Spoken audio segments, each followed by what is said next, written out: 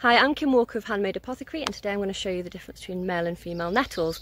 Now, why is this important? It's not really important when you're collecting the leaves for making teas or whatever you want to use your nettles for, but if you're collecting the seeds later on in the year, because foragers like them because they're high in nutrients, proteins and omegas, then you might want to be making sure you're getting the female plant, which will grow the seed, and not the males, because sometimes I see people showing pictures of nettle seeds that they've collected, but it's not, it's the male flowers that they collected. I mean, they won't harm you, but you're not going to get all those nutrient benefits of getting the actual nettles. So today I'm going to show you the difference between the male and the female. Now, on our very common nettle, the Urtica dioica, the dioica part of the name means dioecious, or two houses, which indicates that it has the males and females growing on separate plants.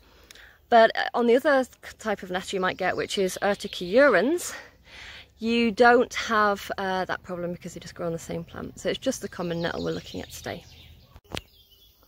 Okay, so on nettles, you'll see on either male or females, the flowers grow on kind of green strings that grow from the leaf axis, which is where the leaf stem meets the main stem.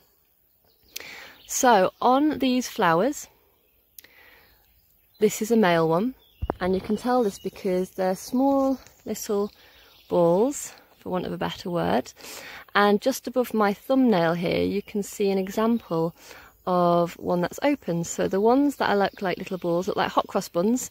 They're made of 4 stamens that are closed in a little ball, and as their pollen becomes ready on a hot sunny day, the stamens, which are the little white, it looks like a little white cross there. Let me get a close up. Looks like a little white cross. That's 4 stamens that have popped out the flower. And what happens is they are in it, well, sorry, I've got 5 fingers, but imagine it's just 4. On a hot sunny day, as the pollen gets ready, they pop open quite quickly. And if you watch a whole nettle patch, it's quite fun to see. You'll see little puffs of pollen coming up every now and then.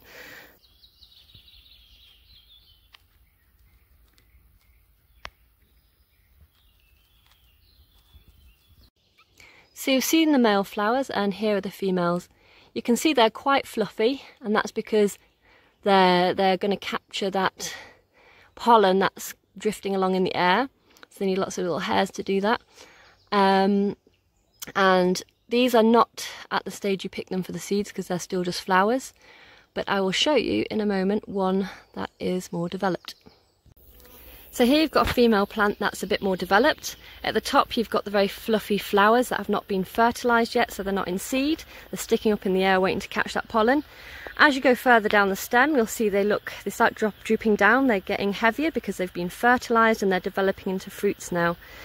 And you'll be able to collect these nettle seeds a bit later in the season when there aren't any female flowers at the top, or not so many, and they get really heavy looking. Because at the moment, if you collect them, they'll just be kind of seed cases without much fruit inside or seed inside, so it won't be really productive to get them.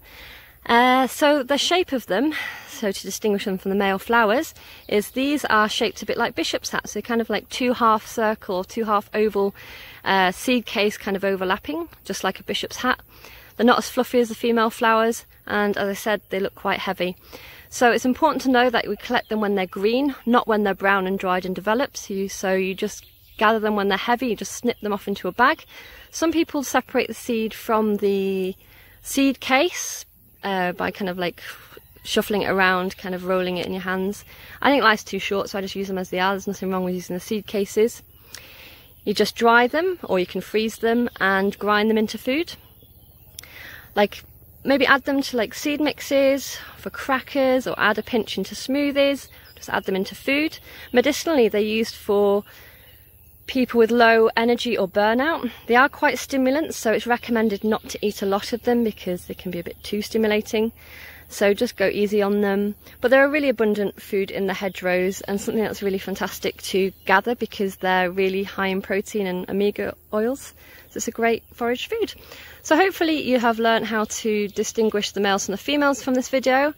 So good luck in your future foraging, and let me know in the comments below what you think. Alright, happy foraging!